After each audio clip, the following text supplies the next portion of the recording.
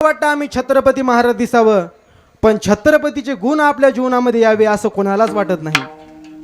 पण ऐका, निस्त्या दाड्या वाढून निस्त्या मिशा वाढून कोणी छत्रपती होत नाही.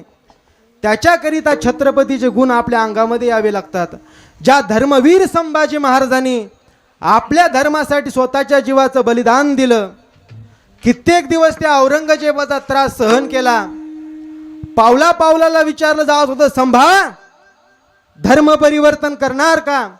पण माझ्या धर्मवीर संभाजी महाराजांनी सांगितलं, ए औरंग्या, अरे प्राण गेला चालल प्राण, पण धर्म परिवर्तन करणार नाही. आणि शेवटी ज्यानं आपल्या धर्मासाठी स्वतःच्या जीवाचं बलिदान दिलं आणि धर्मवीर पदवी प्राप्त केली, ते म्हणजे माझे धर्मवीर संभाजी महाराज. कित्येक दिवस औरंगजेबाचा त्रास सहन केला महाराज. एक दिवस नाही, 2 दिवस नाही, 40 दिवस अन्यान्यवित अत्याचार चालले होते. बोकड सोलावा असं धर्मवीर संभाजी महाराजांचं कातडं सोलून काढलं, तिच्यावरती मिठाचं पाणी टाकलं. चर यातनांचा जाळ जाळ झाला निसता. कोणीतरी यायचं हाताचे बोटं छाटायचं, कोणीतरी यायचं गुडघ्याची वाटी काढायचं, कोणीतरी यायचं डोळे काढायचं. अरे कोणी जर बघितलं असतं तर म्हटलं नसतं हा मराठ्यांचा छत्रपती आहे. भूतासारखी अवस्था केली. पण एवढं होऊन सुद्धा माझा धर्मवीर संभाजी महाराज सुचत राहिले का? आपण शिवछत्रपतींचे पुत्र आहोत. या अस्मितेसाठी, स्वराज्यासाठी, तुमच्यासाठी, माझ्यासाठी माझ्या राजानं स्वतःच्या जीवाचं बलिदान दिलं महाराज. आणि आज लोक सहज म्हणतात धर्मवीर संभाजी महाराज रगेल आणि रंगेल होते. रगेल आणि रंगेल होते? अरे रगेला असता, रंगेला असता, वाकला असता, झुकला असता, नमला असता, औरंगजेबाला शरण जाऊन आयुष्यपैकी जगला असता. मग का सोचत राहिला छावा सारं, का सहन करत राहिला? सचमुच छावाचा छावा, शेरचा छावा. अरे हनुमानाला शेंदूर भासावा असा रक्तानं माखला होता संभाजी. लाल बुंद सया डोळ्यामध्ये गेल्या होत्या. कितीतरी सोसलं असेल माझ्या राजाने, कितीतरी त्रास झाला असेल माझ्या राजाला, पण तरी आपल्या हिंदू धर्मासाठी माझ्या राजानं त्रास सहन केला महाराज. त्रास सहन केला. आणि आपण धर्मासाठी एकत्र यायला तयार नाही. मोठी शोकांतिका आहे. ज्या ज्या वेळेस आपल्या धर्मावर संकट येईल त्या त्यावेळेस तुम्ही आम्ही एक होण्याची गरज आहे महाराज. ज्या छत्रपती शिवाजी महाराजांनी, ज्या धर्मवीर संभाजी महाराजांनी उभं आयुष्य या धर्मासाठी अर्पण केलं, उभं आयुष्य या धर्मासाठी अर्पण केलं महाराज. आज जर माझे छत्रपती शिवाजी महाराज नसते, माझे धर्मवीर संभाजी महाराज जर नसते, तर एवढा मोठा मंडप आणि एवढा मोठा सप्ताह आपल्याला कधीच बघायला मिळाला नसता. हे जर कोणाचे आपल्यावरती उपकार असतील तर ते माझ्या छत्रपती शिवाजी महाराजांचे आहेत, म्हणून त्यांचे गुण घ्या.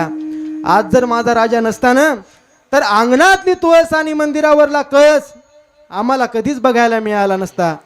गोठ्यातली गाय आणि घरातली माय कधीच सुरक्षित राहिली नसती. आणि महिला मंडळ, तुमच्या डोक्यावरचा पदर आणि कपाळावरलं कुंकू कोणामुळे शाबित असेल तर फक्त आणि फक्त माझ्या छत्रपती शिवाजी महाराजांमुळे शाबित आहे.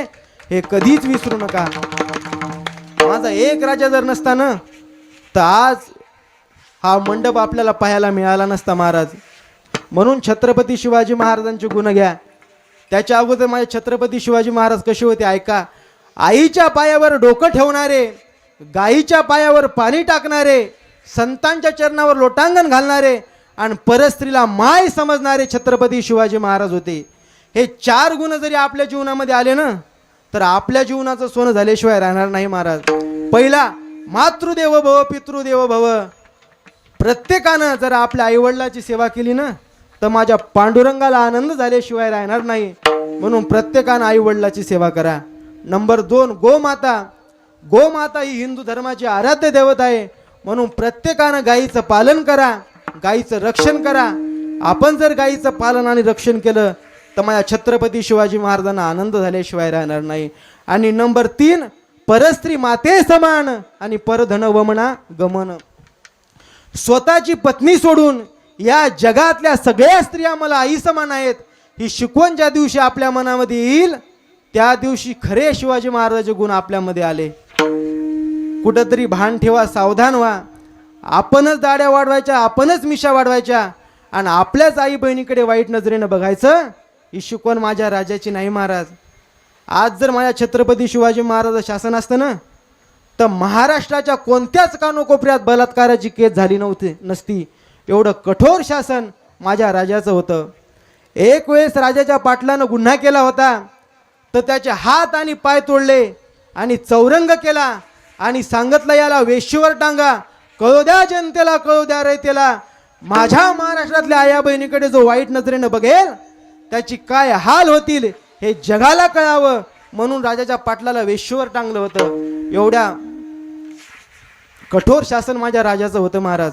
आता जो गुन्हा करेल का त्यालाच वकील लावतात. फार अवघड झालंय महाराज. म्हणून छत्रपतीचे गुण घ्या. त्याच्यानंतर माझा राजा कसा होता सांगू, परस्त्रीचा आदर करणारा होता. एक वेळेस दरबारामध्ये सुभेदाराची सून आणली, राजासमोर उभी केली. राजानं विचारलं कोण आहे ही? ही सुभेदाराची सून आहे. काय म्हणून घेऊन आलात? राज, ही तुमच्यासाठी नजराणा, तुमच्यासाठी भेट आणली. माझा राजाची तळपायाच्या मस्तकात गेली. राजा कराडला, खबरदार, येताना तुम्ही त्याला सुभेदाराची सून म्हणून घेऊन आला असाल, पण जाताना मासाहेब जिजाऊ म्हणून घेऊन जा. एवढ्या शुद्ध अंतकरणाचा माझा राजा होता. ती स्त्री एक मुस्लिम होती आणि ज्या वेळेस तिच्या कानावरती शब्द पडले ना, त्यावेळेस तिच्या डोळ्यातून पाणी वाहू लागलं. माझ्या राजाने सांगितलं, ताई चिंता करू नकोस, तू छत्रपतीच्या दरबारामध्ये आहेस आणि माझ्या राजा दरबारामध्ये तुला तीळ मात्र सुद्धा धोका नाही. ती स्त्री एक मुस्लिम होती. आईसाहेबाला सांगितलं, आईसाहेब हिला काखन चोळी करा. तिला काखन चोळी केली आणि रथात बसवून दिलं आणि ती जाऊ लागली. पण जात असताना तिची नजर माझ्या छत्रपती शिवाजी महाराजांकडे होती. डोळ्यातून पाणी येत होतं आणि तिनं तिच्या खुदाला, तिच्या अल्लाला प्रार्थना केली, ए खुदा, ए परवरदिगार, अरे इस दुनिया में मैंने बहुत से राजे देखे हैं, मगर ऐसा राजा मैं जिंदगी में पहली बार देख रही हूँ. ए खुदा, अरे सुन ले मेरी दुआ, जब तक सूरज चांद रहेगा ना तब तक इस राजा की कीर्ति को कलंक नहीं लगना चाहिए. हा आशीर्वाद त्या मुस्लिम स्त्रीनं दिला होता. एवढ्या शुद्ध अंतकरणाचा माझा राजा होता. म्हणून छत्रपती शिवाजी महाराजांचे गुण घ्या. बाह्यरंगानं छत्रपती होऊन काही होत नाही. देवाचं भजन करा.